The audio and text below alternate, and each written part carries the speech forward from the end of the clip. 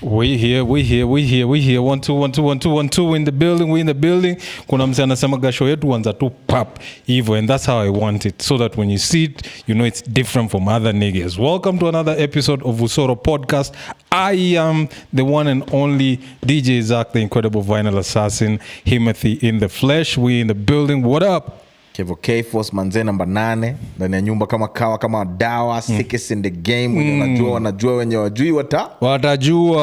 Already know. We are back in this the villain Wakazi hasn't said anything flagrant this week, so tunangoja say something so we can have something to talk about. So inabidi tuanze story with other stories zile azimuhusu. So one of them ni mse anaitwa tuanze na Balondo. Ballon d'Or. Si ndio hiyo? Tuanze na Ballon d'Or. Ballon d'Or imeshindwa na Ballon d'Or 2024. Imeshindwa na mtu anaitwa Mr. Igonga. The goat. Igonga the goat. The undisputed. Bang. Bro. I'm saying him special sana. What? Okay, unless you're living under a rock, I'm sure umeona story ya huu jamaa wa Equatorial Guinea. Yes, right? Sir. Amani, ni Equatorial Guinea. Yeah, ni Equatorial Guinea, yeah. Na unajua wacha nisikudanganye Zaka. Since Prima, last week ndo the first time, the second time nimeisikia the word Equatorial Guinea. Tangu nikiwa Prima. Umse amebring Equatorial Guinea back to the map. Manze, shout out fam. Ubani gava yake nikaa inataka kumtake under. Na yeye ndio amepatia na hiyo nini yote. Export manze. Ule kwanza akiingia OnlyFans my guy.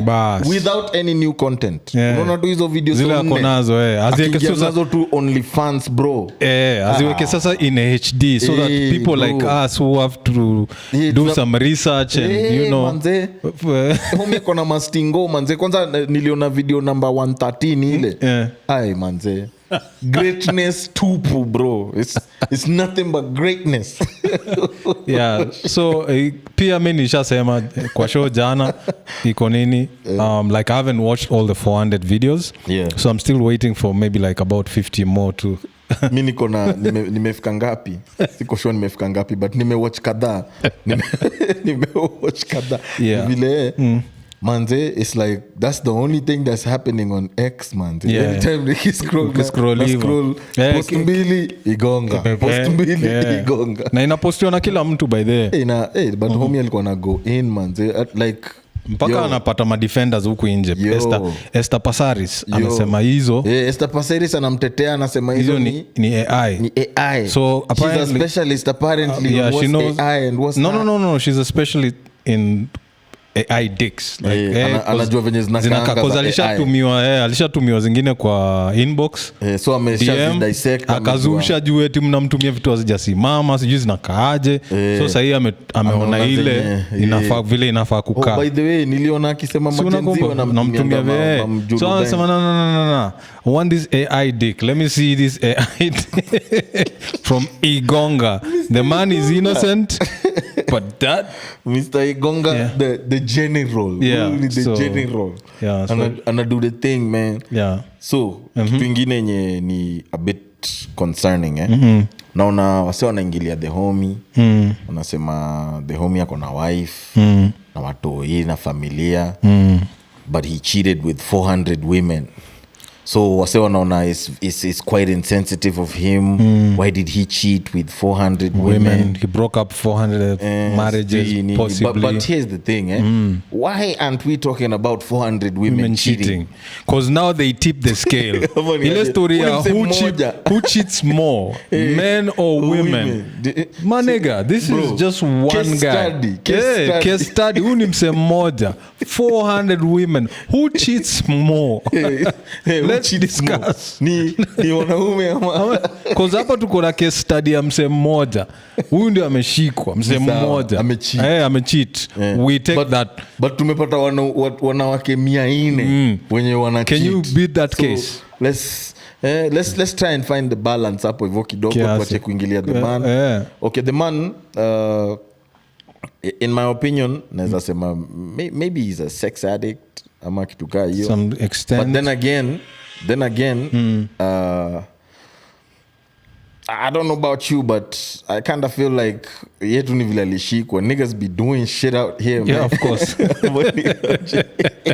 Wanafanya hizi vitu kuinje. And then just when you start, when you think that ni mademu wenye ni wa young ama mademu wamesota wanafanyanga hizi vitu, bro. These women wenye homie alikuwa na smash ni career women, ni wanawake wako na do, wamewekwa poa na husbands wao. Yeah. So it's just a moral thing. It's not like they're looking for financial gains. They just like it. They just wanted that igonga. They wanted the igonga. Why are women acting like that shit is not? Yeah. Bro, homie manze, bro, si kwa ofisi, si kwa choo, si kwa si kwa kitanda, god damn, juu ya ceiling. Mse alikuwa kila mahali. Nimeona online wase wakimconfuse na RNG manze. Wakenya wenyewe wanakuwa on some peculiar on some regulate shit, huh? RNG yako hapo hivyo na regulate manze. Niggas wako like, yo, that's that nigga Igonga. Baka like, nah, Igonga is not from the West Coast. Just in the east side of the LBC on a mission trying to find some bitches for me. Anyway, wacha tusidwell on the homie sana. Yeah. The homie ana live his life. Yeah, but apparently saizi because the whole reason why they found those videos is because there was walikuwa na investigate kitu. So embezzlement and then wakapata hizo video. So now he works in finance, right? Yeah, he works in finance. In the government. Yeah. Do the Googles. We are not here to give you find like the facts. Find the facts. Do the video. We need Usoro. So apparently Zagava inataka kumcharge with whatever they were charging him with. Yeah. But now this being like some of those women being in like high profile wives wase wako high profile. Some are even government officials, wengine sijui ni makarao, wengine ni mawaifu wa wase wa prominent. Exactly. So now that hiyo kesi unaweza finyiliwa vizuri sasa. They might even off the homie. Yeah, they might off the homie. You get, but wakim off saizi to look crazy. Wefanya hivi ni vile kama unapenda kugongea watu watch who you unagongea. Sawa. Yeah. Usigongee kila mtu. And then hii inaonyesha historia kugonga na kugongewa ni constant. So for the first time we are agreeing with like Kibe. Oxygen. Yeah, Kibe.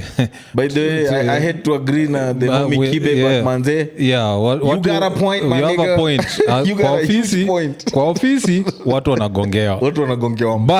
Wanagongewa. But let's not make it one-sided. Kawa na gongwa inamaanisha kuna mtu anagonga. So ni wote man. So there's a bias. Kama ni wanaume ndo wanagonga peke yake. Kuna watu wanagongwa pia. Pia watu kuna wanagongwa. So that's somehow it balances the scale kiasi.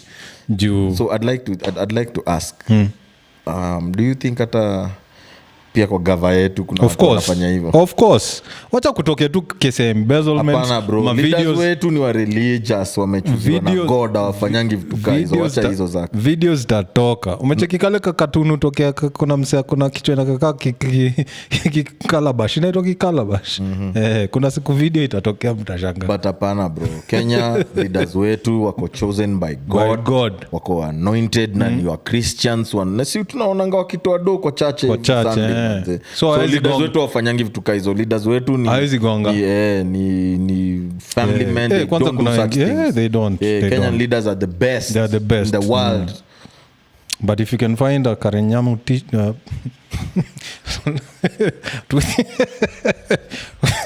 tuweke hapo kwa mtandao tuone. My guy. Hata wale walikuwa wanapatwa kina Omanga hawakufanya kitu yoyote kai hiyo.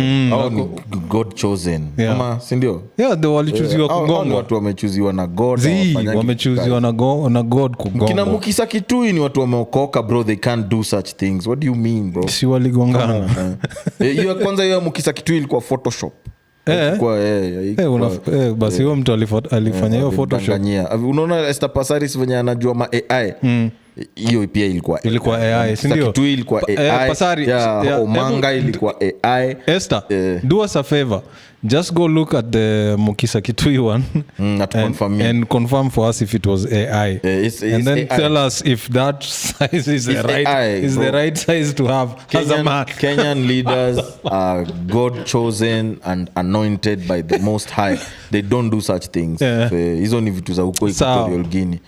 Sasa by the your country wakana manini my headlines but mademo huko pia wanakonga mapeng but si hao ndio wasemi usikia kuna village fulani huko hivyo iko protected ni zile village hazijaona civilization zile wako kwa bush huko hivyo si ni hao bado ni huko bado I think just because wamekutana na internet juzi nikwambia ukikutana na internet the first thing yenye wase ufanya wakikutana na internet ni porn get nginyo inakwanga kitu ya kwanza wase wakikutana na internet alafu sasa wakishazoea nginyo ndo sasa mnaanza kusoma so blame education Elon Musk Elon Musk unaona sasa mambo na tunatuletea na Starlink unaona sasa unatuletea makosa speaking of which the nigga is happy now his boy won the election we're here speaking of Kenyan leaders by the way ndio speaking of Kenyan leaders venye tu umesema ulisikia speech ya Orezo like when they were swearing in the new vice president Mr. Kindiki did you hear the speech? I didn't know.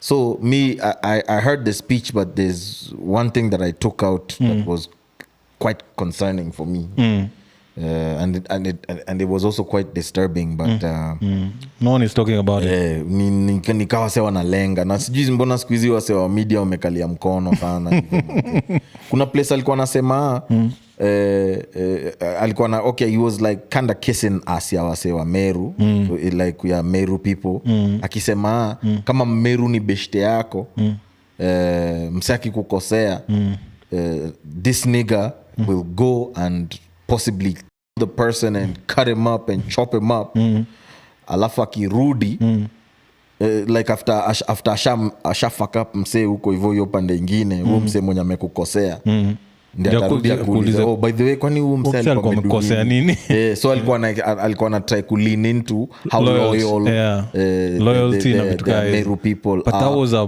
bad example man that was a bad example coming from imagine nani kwa inauguration ya a whole vice president kwani who writes this nigga speeches fam ama ase freestylism speech bro na sisi tunadhani wanaandika kuna vitu zingine ufai kusema sasa hiyo ni nini unasema as a head of state for no anyway me in my opinion I think the head of state always wanted Kindiki to be vice president because it's his homie kwanza Kindiki like saved him from the jaws of death pale ICC he was his lawyer when homie alikuwa na face hizo crimes against humanity na nini pale ICC so it was only right I reward his homie with the second biggest office in the country I guess and it's man Kenyan politics manze hapo ni mali penye kama una alsas utapata na kama uko na alsas itakumana cause niliona msee akijaribu kutuletea hizo lawyer jargons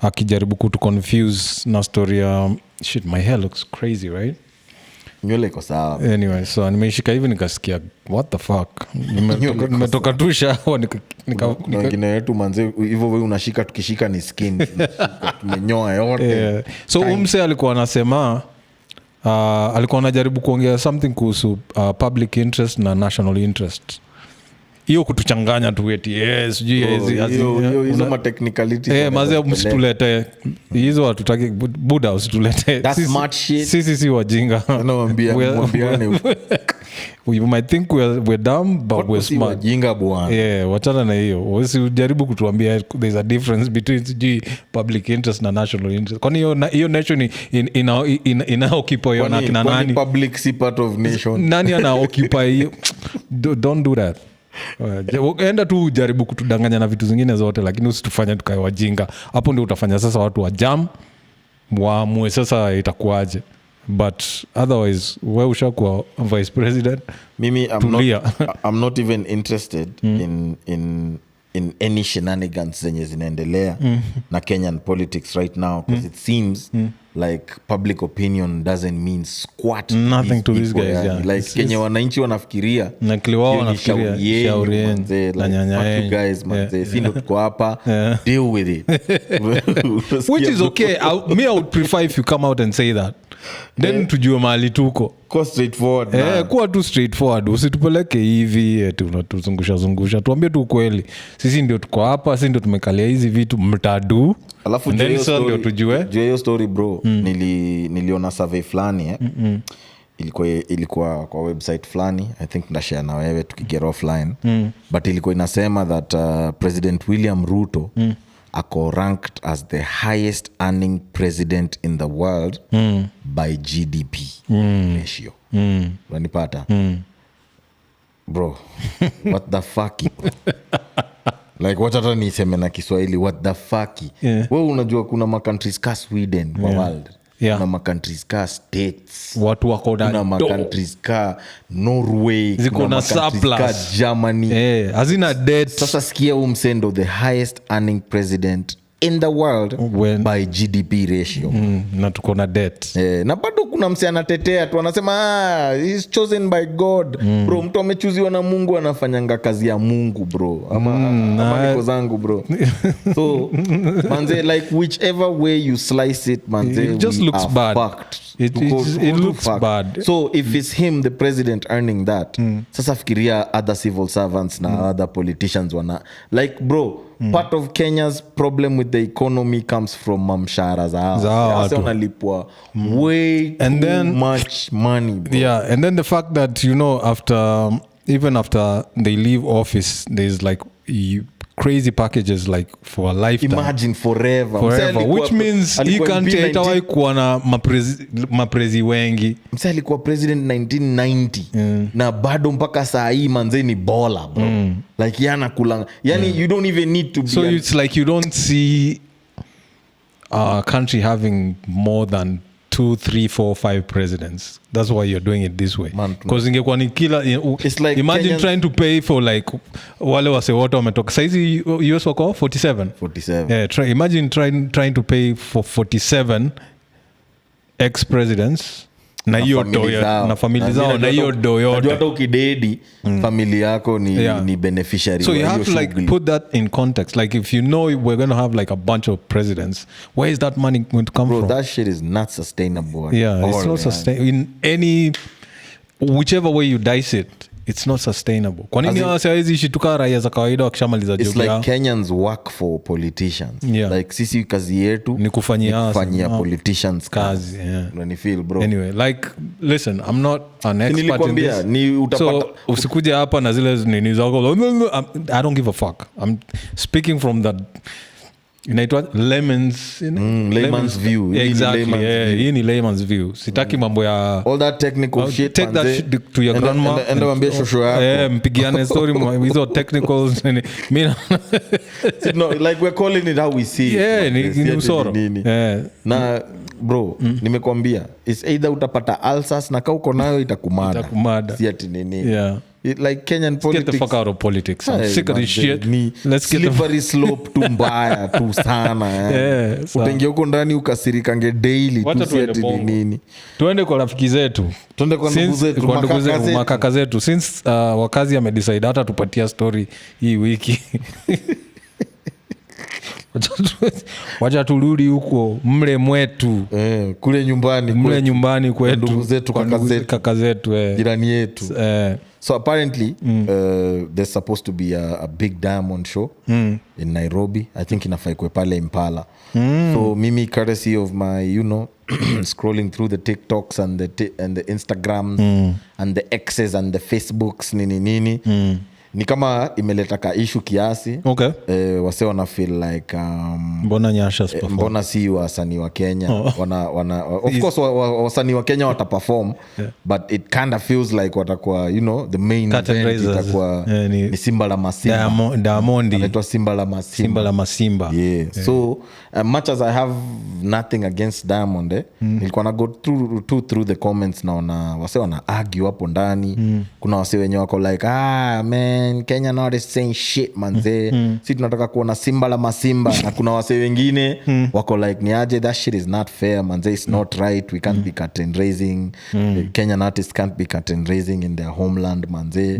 Wengine wako like hapana manze, unajua hii ni story ya business, mse mwenye akona numbers ndo ule. So much as everyone has their own preferences, of course business pia ina play a big part, because Homie is a huge brand, let's not even lie. Yes,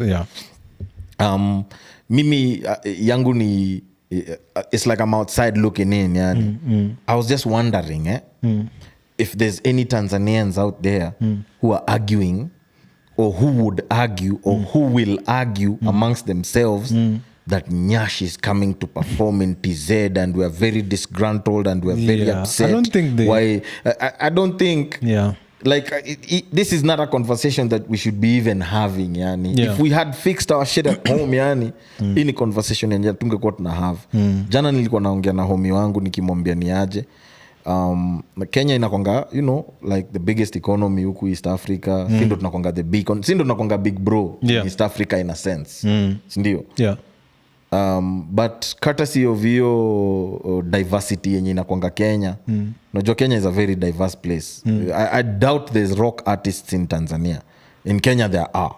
Unaniget? I doubt kuna artists wenye wanafanya jazz or some other shit in Tanzania. In Kenya there are. I doubt there's reggae in Tanzania. In Kenya there is. So diversity is a good thing, but with diversity and immense development, I kind of feel like ground way inaumia. Get. So it's only at the top ndo vitu wase wana enjoy, but kwa ground watu wenye wako kwa ground umia. Let me explain it a bit better. Unaona ile kitu yenye siwi itanga ushamba ama like lack of development inakwanga poa for ground. Pale juu ndo vitu zinakaanga vibaya, mnakanika amko enlightened nini. But on the ground wase wana speak the same language. Wase wana relate in the same way. Nani feel? For example, hapa hivi Kenya it's so easy kujua mse mwenye ametoka Ocha, mse wa Nairobi. Exactly. Nani get? In TZ I kind of feel like inakonga ni ngumu kujua ni nani ndo mse wa Ocha na nani ndo mse wa Tao. Nani get? That's why hata since this is a podcast yenye iko run na wase wako kwa creative industry, you understand what I mean. In Tanzania utapata msanii anaweza kuwa ametoka Arusha, ametoka Moshi, Morogoro, Dar es Salaam. There won't be much of a difference between the artists. You get? So hapa kitoka Kakamega, unajua tu ni wa Kakamega. Utapata wase wako like UBN manze, hizo ni mavitu za huko Kilimani, wacha wase wazisikize huko. Mwingine ako like huko tunasikizanga Prince Inda manze, fuck all that shit you niggas is bumping huko Nairobi. Unaniget? So that diversity I feel like inaumiza the creative industry a lot, because first of all we don't even speak the same language throughout the whole country. Ndio tutasema Sheng ndo lugha yetu nini, but unapata even in Nairobi where we use that urban the Sheng thing, unapata Islando wase wanaongea yao, Kibera huko wase wanaongea Sheng yao, place ingine wase wanaongea Sheng yao. So I kind of feel like the patriotism yenye watized wanakuanga nayo like as a country, hata yezi pati ya BN space ya kwenda ku-headline show fulani huko hivyo Arusha ati yeye sasa ni BN and then sasa kina Diamond ni others. When get that shit only happens in Kenya. Ni ukweli. So like it lead to a bad taste in someone's mouth. And then huko TZ wame respect hiyo nini to a different level kushinda sisi wengi wetu tunafanya hizi vitu as a hobby. I don't think you find somebody in TZ right now doing music as a hobby. Ni wachache sana. So wengi wame make into a biz and wanna fly nayo hivyo. So that una emphasize to my point. The reason that they can be able to monetize it is cause unaona bro, kama wase more than 20-30 million wana resonate na kenye unafanya is so easy to translate it into business as opposed to watu 10 hapa tu pekee ndo wase fuck na wewe ama posto pekee unaniget. So that brings me to my point hiyo yenye kwa ground wase wako like that lack of diversity yuko kwao is very good for the creatives manze. Unaniget juu hata nikuulize wasanii wa reggae wanakujanga huku Kenya every week. Hata Burning Spear alikuwa hapa last week. Umeona ushaiona wakimaliza show ati wameenda kuperform TZ au maliza wanarudi JKA wanarudi Jamaica because nobody gave a fuck in Tanzania. TZ wase wana fight for their own artists na wana respect. Nigeria does the same thing. Even Uganda. So Kenya hiyo diversity tunajifanyanga tuko nayo inaumiza industries kibao sana man. Like hata we never value anything that's made in Kenya to a point that mi manze I prefer manze kani furniture yangu mi Italian furniture. Me siwezi kudanganya. I'm a big supporter of like local furniture, especially zile zimetengenezwa na pallets na vitu zimetengenezwa. Shida yangu tu wagan moja na wase bei. Once umetengeza vitu eti zinakaa ni za kibabi hivi kiasi. Welcome to Kenya bro. Unaweka bei zingine haziwezani, so unaenda hapo umeuza moja for the whole year instead ya since hizo vitu ni cheap kupata uifanye ikuwe sustainable. Tengeneza hizo vitu kaa 10 uziuze at 2,200 utauza uze every day but msana uze moja, hiyo moja umeweka kwa store imechapwa na jua mpaka imeanza kuharibika na kasujui aje. Shida tu ni vile umeitengeneza inakaa vitu za Pinterest unacheki. So hiyo ndo kitu shida tu niko nayo. Otherwise ukiniambia tu hizi vitu zingekuwa at a fair price mi hao yangu ungepata imejaa na mapallets kila kitu from beds to like viti tu nini. Hizo vitu waga zinakaa supu sana but they are so cheap to make. They are so like you understand Kenya material is so cheap to the point where ukiona msema ametengeneza kitu ya pallet na anakuzia 20k unamuuliza why. Pallet ni so 5 moja ni so 5 4 ni 2,000. Leba yako tuseme umeweka hapo si nimekwambia bro Kenya there's like our diversity in culture both socially economically si unaonanga Kenya bro hadi kuna kwanga na hii ni church ya mababi ile ni church ya wase hawana kakitu like kila kitu inakoga hata like in your case hiyo sasa ni diversity ya social classes unanipata mse mwenye anaunda pilots hataki kuuzia wase wa ghetto anataka kuuzia mababi. Unaniget mababi ni wawili na mababi ni wawili wase wa ghetto ni 10 million tumia hii hiyo diversity hiyo ndo inafanyanga inakuwa really hard for Kenyans to speak in a unified voice. Awanangi hata time ya politics bro. Even when it comes to our politics that's the mindset.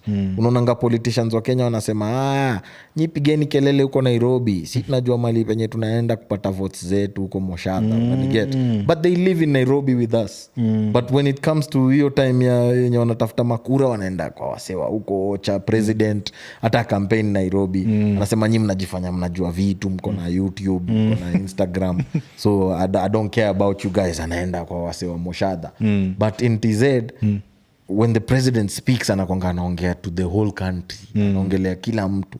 If anyone has any difference in opinion na yeye ni like throughout every society na every class okay not every class of course the class is pretty much the same unanipata.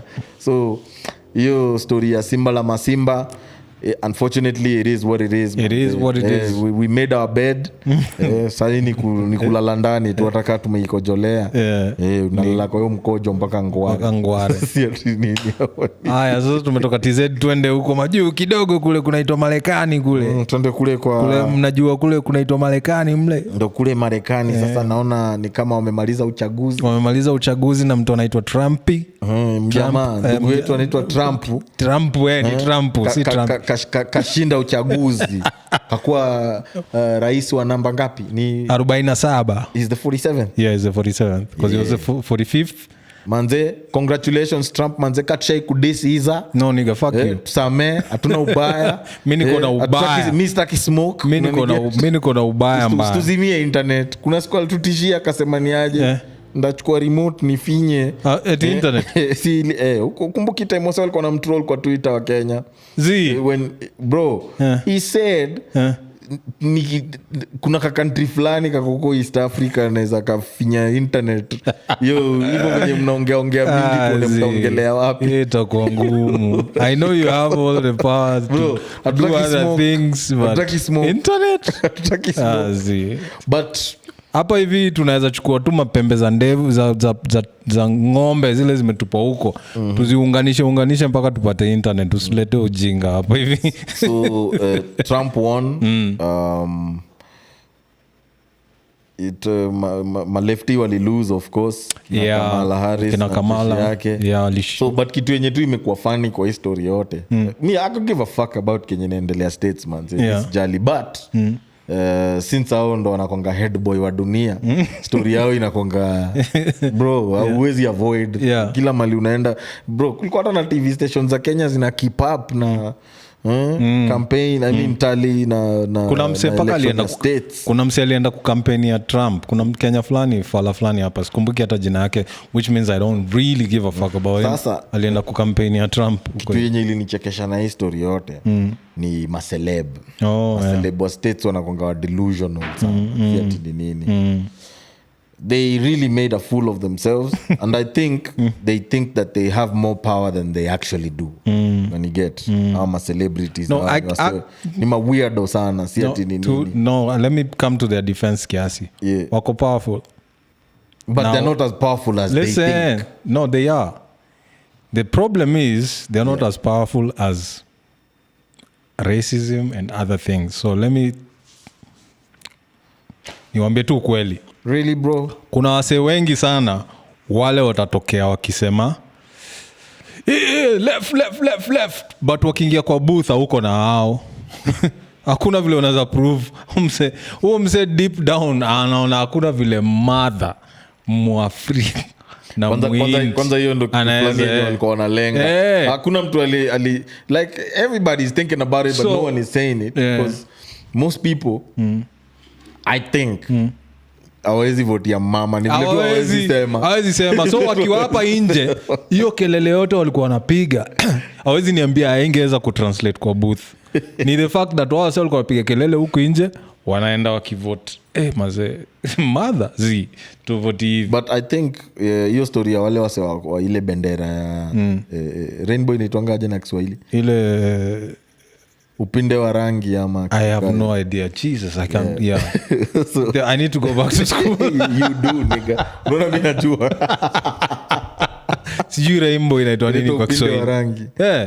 shit so apparently I think sisi ufikiria walami wengi ama wase wengi yuko states usupport your movement but turns out si wase wengi wanakuanga for it ni hizi ma Hollywood na ma mainstream media ndo wanakuanga wanasupport your stuff more than wase wa traditional wa conservative wenye wako huko America because part of the reason yenye Monsieur Trump alikuwa ana get the overwhelming support yenye ana get because first of all alikuwa na call out your stuff your stuff na ujinga wase wengi wafeel hiyo wana feel like ina Hollywood na nini utakwenda kwa choo unaweza enda choo ya like why na ni mwanaume just because unaji-identify that's some bullshit you're a dude mwanaume igonga so hiyo ni aspect moja but the other aspect ni yes they might care about some of these things but not enough to put their vote on it you understand ndio we care about this shit but is it really the thing that's making me vote the other way no it's not kuna vitu zingine economic kuna vitu zingine mob zile zinaweza kufanya useme ndio maybe I care about this guy identifying as whoever the fuck he wants to identify as but that's not what is the most important thing for me at the ballot you understand so kuna hizo vitu wanafaa kuangalia ndio mtakuwa huko nje mkipiga hiyo kelele but is it going to translate is it what people really care about. So the Democrats walikuwa na care so much about that shit that iliwa blind to some extent. And then awanaga strong candidate. Let's just keep it a buck. They don't have one Obama. Yeah, they don't have a strong candidate. And then they also don't know how to market their, their policies. A lot of the things they do, wamefanya vitu more poa.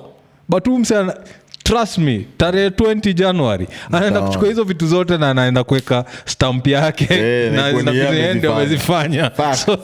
So you niggas need to learn how to market yourself. You need to stop caring about bullshit that don't really translate at the, because kuna anaenda kuumiza watu, si kwa ubaya. Mimi najua anaenda kuumiza watu na mtajua kuna wasepaka walikuwa wanasema actually wanataka ashinde ndio at least ikuwe funzo kwa wengine, like nigga.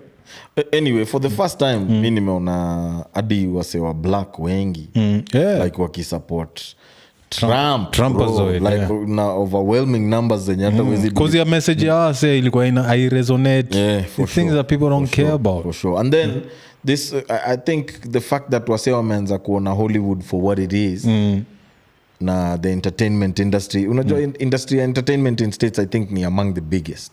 Si ati ni nini.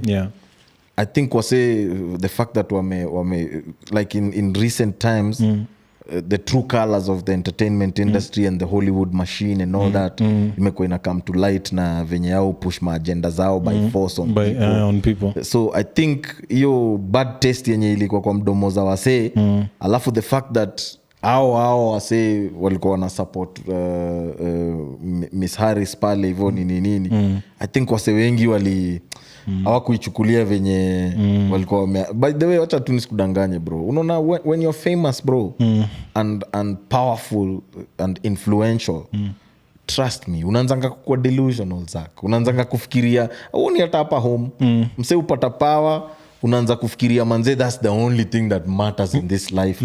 Sasa mi amta any show and get and then they gashago your ass. Unashika. So trust me man, sometimes you the power gets to your head, you forget that kuna watu huko nje wenye wako na mbaya juu ya Raila mazee. Oh, speaking of which sijui kama umeona the XCJ Willy Mutunga. You remember the homie? I only know a song by anaitwa nani, Oxido Oxide inaitwa Willy Mutunga. So Willy Mutunga ni XCJ wa Kenya. Yeah, of course I know. Niliona alikuwa anasema ati he feels, I think that's his own opinion. Since yeye alikuwa CJ, tunaweza msikiza kidogo, maybe he knows what he's talking about. He was saying that Kenya's next president anafaa kuwe either Gen Z ama millennial. That's the only way things are gonna work. But kama ni mabuda bado ndo mnapatia kura, manze izeni. But mimi nikasema ni aje, mheshimiwa Willy Mutunga, fuck that manze.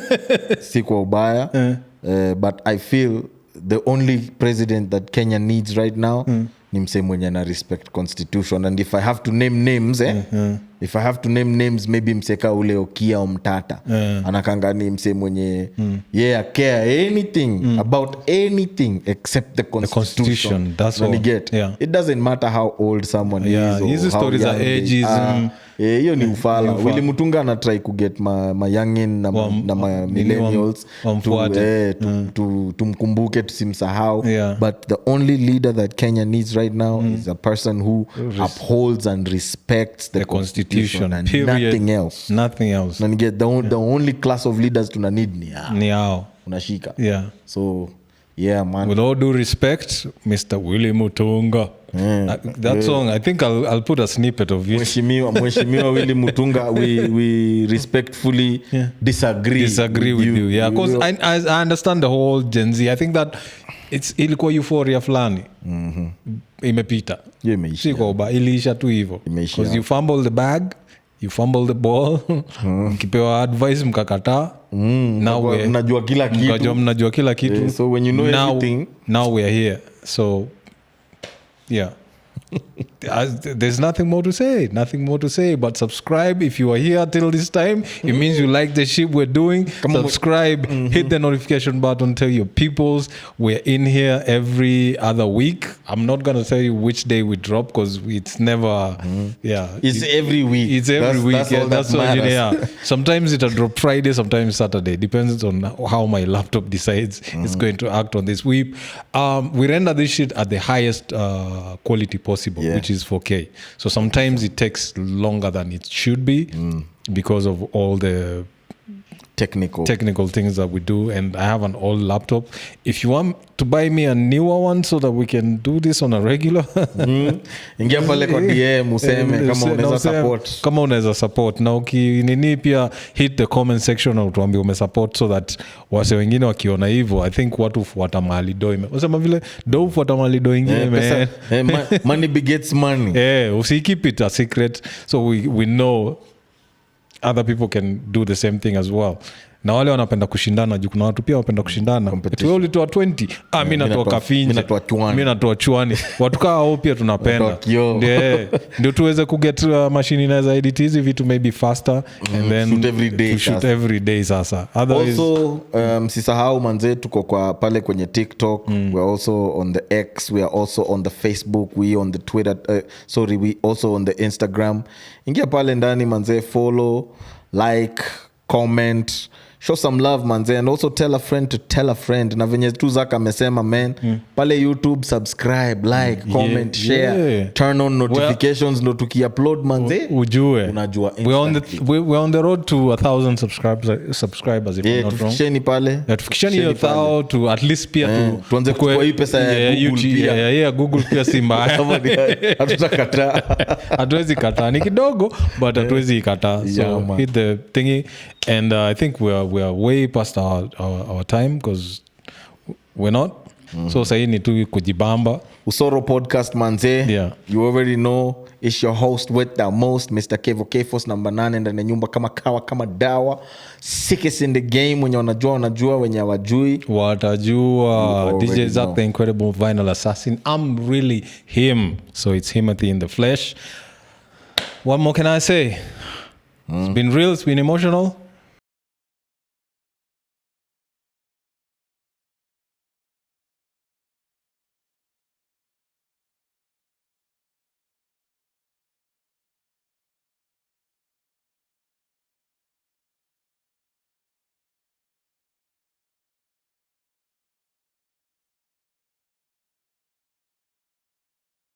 So kuna history ya states inaitwa squatter rules. Do you know about squatter rules? Yenye msee anaweza ishia kwa keja yako. Akaya hapo na wezi mfukuza. America is a different country. Mimi natoa hapo ndani napanga mbio mbaya hata usitaki. So problem ya kutoa mtu napanga hivyo inaweza result in some other shit you didn't want. So one of my favorite rappers, his name is Buckshot Bootcamp Click, BCC, Black Moon, you already know. Brooklyn representing. So umse property yake moja iliyokipaiwa na squatters. Well, atujukani is then the details are still a bit not we'll get the full details, but kuna wase wale occupy place yake. So vile alienda kwa confront wase wakamchapa mazesi, walimtandika paka. I don't want to watch that video. Nani kwake I don't want to watch that video because I was told the video was bad. Shit. And they recorded it. They whooped his ass while recording it. Msa alikuwa hospitalized. Like seriously injured. So mimi nataka kujua hii story ya state. How can state be like the most, they call it the superpower, the it's like the empire it is. How can it be that and still have these kind of stories where like lawlessness in a take place, whereby I understand the whole wanting people to have like shelter and rights and all that, but those rights should not be infringing on other people's rights. Fact. You understand? Like if you really want to help as a government, if you feel like somebody needs shelter, na ameenda ku-occupy how ya msee, then do some type of, try to find a way to help both of them. Yani wanafanya masquata wana feel entitled wanakuwa to shit that's super not and there. theirs. Just because if somebody stays in your crib for a set period of time, akona rights za kudo whatever the fuck, na hakuna kitu naweza mwambia. That's crazy though. Yeah, so me, the only thing that hurt my feelings ni the fact that Buckshot ni mse the most peaceful rapper you'll ever find. Fuck na back manze, like he's so peaceful that ukisikia mse amemchapa unashindwa what the fuck. It's not like he's Lil Durk or something. Yeah, it's not Lil Durk, he's not a 50 Cent, he's not, ni mse mtulivu maze. Alafu rap zake wagatuzi yani zimechill. Wagatuzi mechill. Hiyo story sijaiona. Hiyo story nenda ukacheki.